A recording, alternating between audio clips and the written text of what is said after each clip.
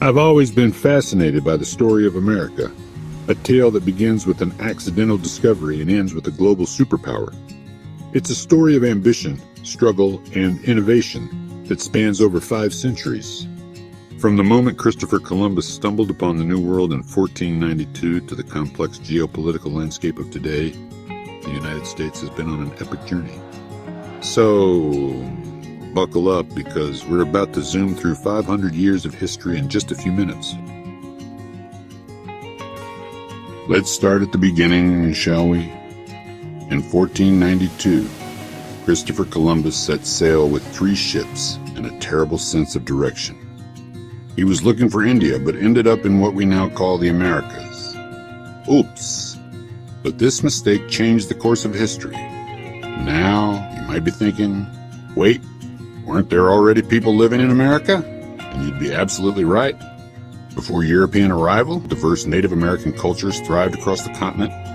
From the Iroquois Confederacy in the Northeast to the Pueblo peoples in the Southwest, these societies had complex political systems, rich cultural traditions, and a deep connection to the land. But everything was about to change, and not for the better. At least not for them. At least not for them. Fast forward to the early 17th century, and we see the establishment of the first permanent English settlement in Jamestown, Virginia. Soon after, more colonies popped up along the East Coast like mushrooms after rain. Life in these early colonies wasn't exactly a walk in the park. By the mid-18th century, the 13 colonies were up and running, but trouble was brewing. The British Empire, in its infinite wisdom, decided to impose a series of taxes on the colonies. And, well, let's just say the colonists weren't thrilled. No taxation without representation became their battle cry. Things escalated quickly, and before you knew it, we had a full-blown revolution on our hands. In 1776, a group of rebellious colonists, led by the likes of Thomas Jefferson and John Adams, penned a strongly worded breakup letter to King George III. We call it the Declaration of Independence. So, the colonies won their independence. Great. But now what? Well, it turns out that running a country is a bit more complicated than just telling the British to take a hike. The Founding Fathers realized they needed some ground rules, and that's where the Constitution comes in. In 1787, a bunch of smart guys, and yes, they were all guys, it was the 18th century after all, got together in Philadelphia to hash out the details. The result was a document that laid out the framework for the U.S. government. You know, the whole we the people thing. It wasn't perfect, hello. 3/5 compromise, but it was a start. And, the clever bit, they built in a way to make changes later on. These changes, called amendments, would allow the Constitution to evolve with the times. Spoiler alert, this feature would come in handy later.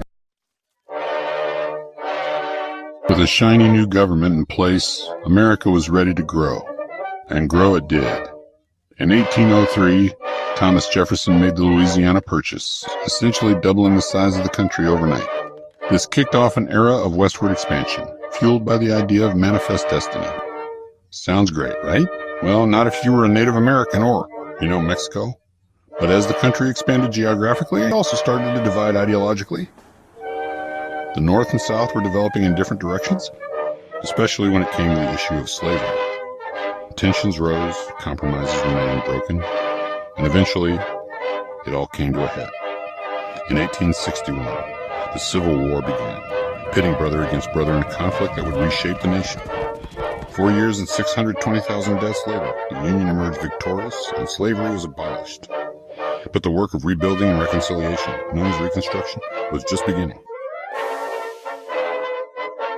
As the 19th century drew to a close, America was transforming from an agricultural society into an industrial powerhouse. Factories sprang up, cities grew, and innovations like the telephone and the light bulb changed daily life. It was like someone had pressed the fast-forward button on progress. But with great power comes great inequality, and the gap between the ultra-rich industrialists and the working class widened into a chasm. Then, just as the 20th century was getting started, the world decided to have a war. a really big one. At first, America tried to stay out of it, but after a few too many American ships were sunk by German U-boats, the U.S. joined the Allies in World War I. The war ended in 1918, and America emerged as a major world player. The Roaring '20s followed, with jazz, flappers, and economic prosperity. But you know what they say about things that seem too good to be true. In 1929, the stock market crashed harder than a lead balloon, plunging the country into the Great Depression. It was a time of breadlines, Hoovervilles, and general misery. President Franklin D. Roosevelt responded with the New Deal, a series of programs and reforms aimed at getting the economy back on track. It helped. But you know what really turned things around? Another world war. Yep, World War II. After the attack on Pearl Harbor in 1941, America fully committed to the war effort. The country became an arsenal of democracy, churning out planes, tanks, and ships at an incredible rate. Women entered the workforce en masse, symbolized by Rosie the Riveter and her "we can do it" attitude.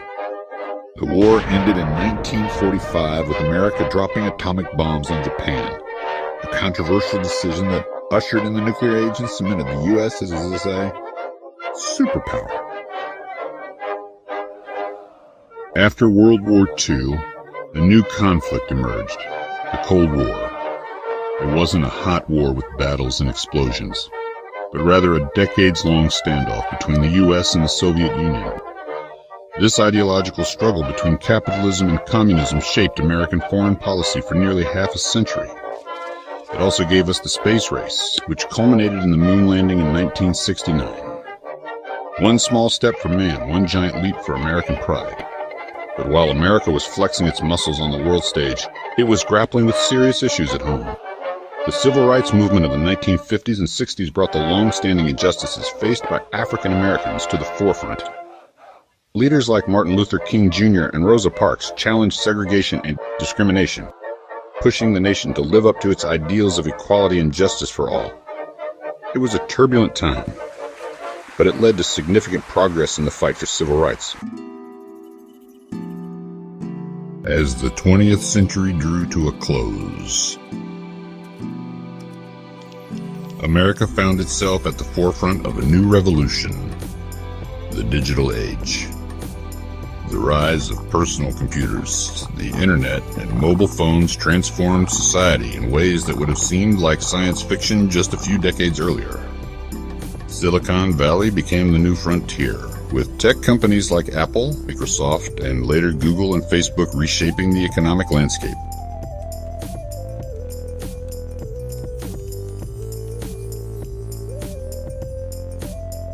The new millennium brought new challenges. The September 11th attacks in 2001 shook the nation to its core and led to prolonged military engagements in Afghanistan and Iraq.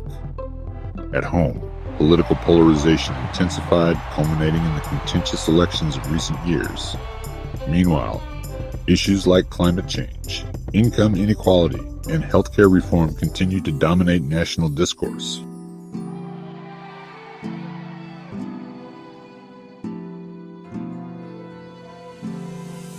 From a collection of colonies to a global superpower, America's journey has been nothing short of remarkable. It's a story of triumphs and failures, progress and setbacks. The American experiment isn't over. It's still ongoing, still evolving. And in many ways, the next chapter of this epic tale is up to us. So, what will it be? Well, that's a story yet to be written.